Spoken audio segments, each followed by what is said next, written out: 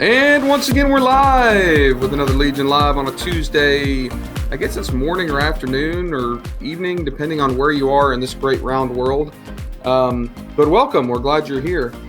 Today, we are talking about a topic that I think myself and Norm have struggled with a lot, probably in our lives. And I would probably say we still struggle with it a little bit because we both try to do so many different things simultaneously. But that topic is staying focused. That topic is, avoiding shiny object syndrome. And that topic is, weeding through all the noise and all the different, things that are offered to us as opportunities or tools or hacks or tricks or methods, and figuring out, what we're going to focus on, stay on the track, and actually get things accomplished.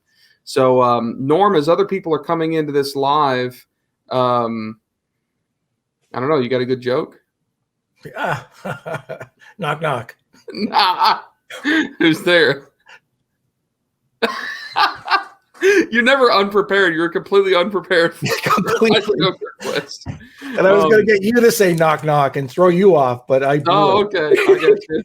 Well, as a lot of you are coming on live, and if you're watching us on YouTube, bear with us a minute as people come on live. But for those of you that are live, tell us where you're from. We want to hear where you're from, and also let us know what your favorite Legion Live topics have been in the past. If you are watching this on YouTube, comment on the video and tell us what your favorite Legion Live topics have been in the past. We've noticed that some of the videos get a lot more engagement and views than the other, and we're trying to figure out what you guys want to hear. So anyways, Norm, let's get started. You being the guy that's been in a lot of different businesses throughout decades, and I've had a lot of businesses myself. We struggle with this. We struggle with this shiny object syndrome, not getting too distracted, figuring out what we're going to focus on and sticking with it. And you've got some wisdom to drop on us with your bearded glory and, great years of experience here. So I'm just going to go ahead and ask you to share some of that stuff. So what is your first tip that you have today about staying focused?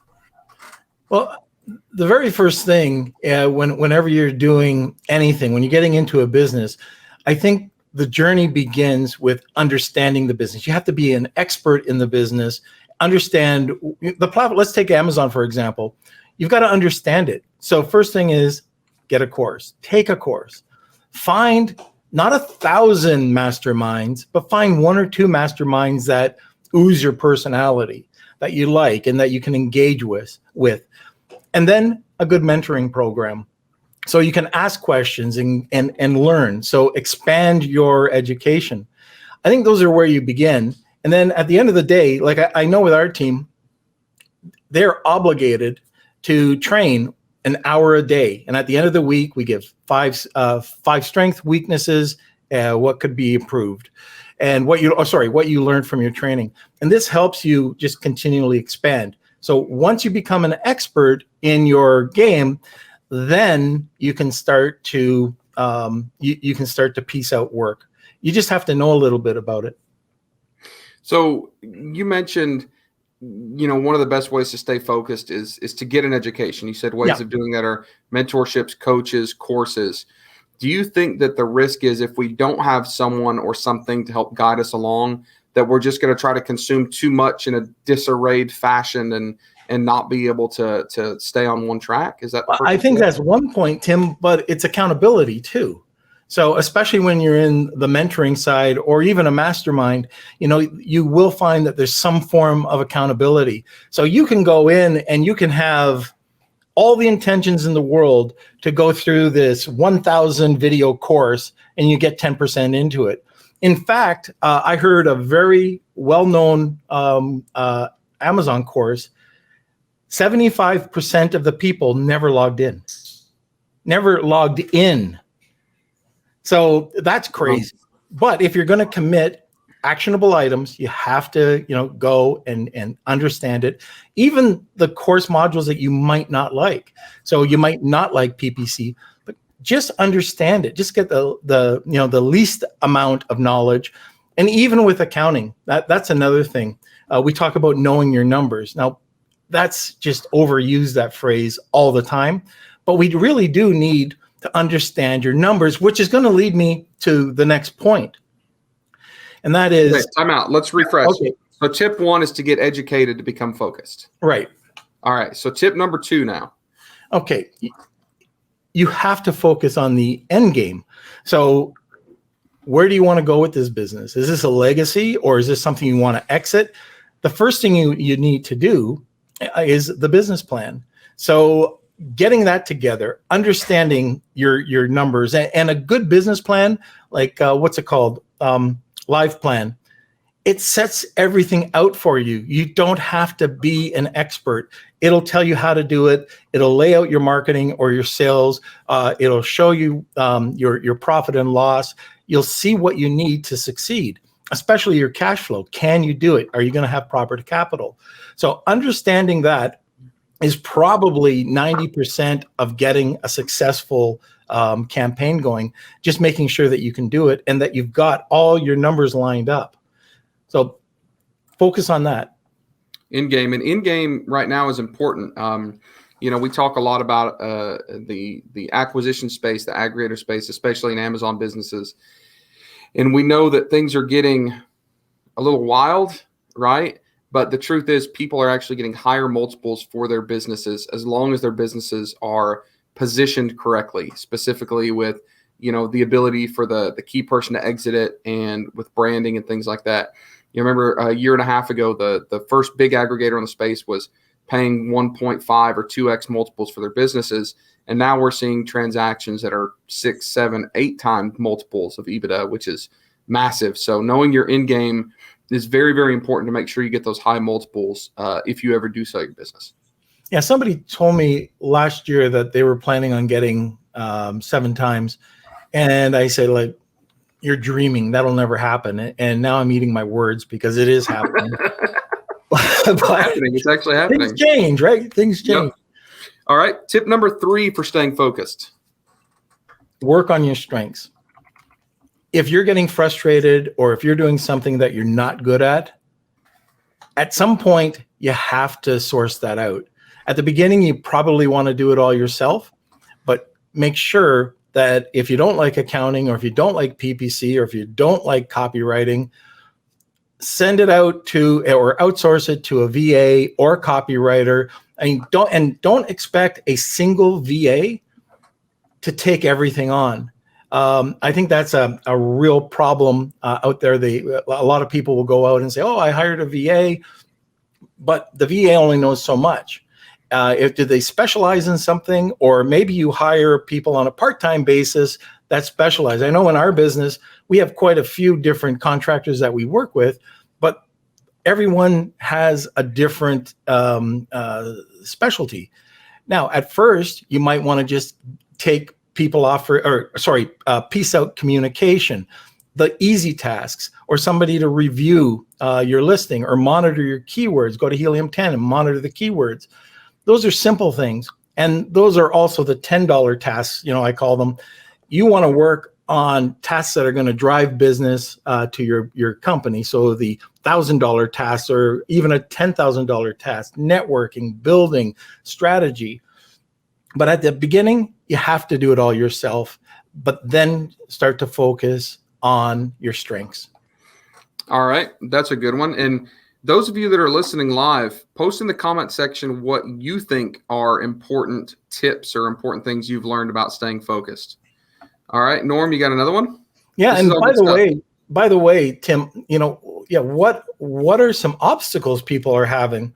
Because staying focused, as long as you have the intent to stay focused, it's pretty easy once you get the hang of it.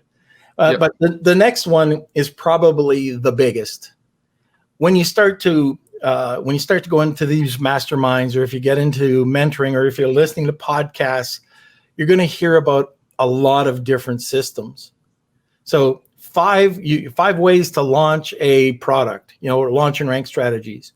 5 different gurus out there might tell you 5 different things, and guess what that does? You have a meltdown because you don't know which one to follow. Yep. Once again, if you have 1 or 2 people that you're following, do that. Listen to them. You'll probably end up in the same spot. It's just a different way of getting there. And the other thing that, oh my gosh. Okay, so I went to an event and it was a person who had zero 0 products. It was actually on the water, coming to Amazon, first product. They had spent $12,000, okay, so far, and they were in some sophisticated program, which was crazy, and they already had $3,000 or $4,000 in recurring revenue that was happening because of all these, $400 events. Not recurring revenue. You're talking about recurring expenses. Or sorry, sorry about that. Recurring expenses before the product even got in. So there's a lot of apps or webinars that you listen to, podcasts that talk about options, but it doesn't mean you have to take those options.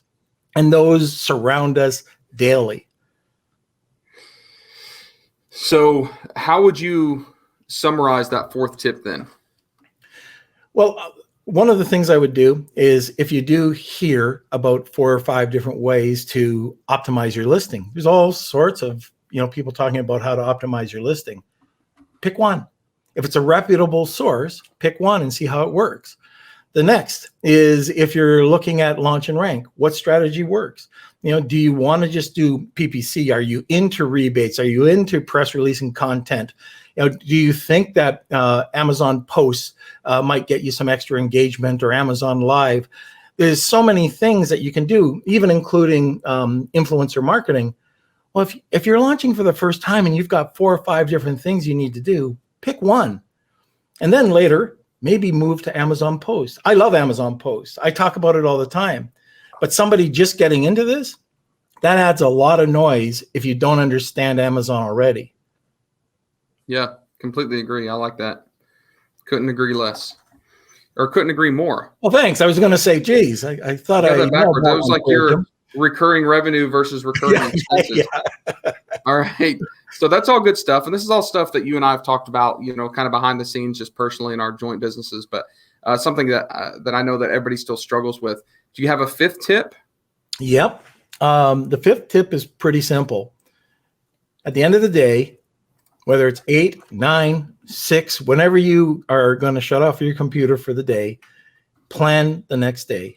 So have your list, plan it out. You have your to-do list, and anything that has to get done, those urgent, important tasks, put it into a calendar, and then make sure that item gets done the next day.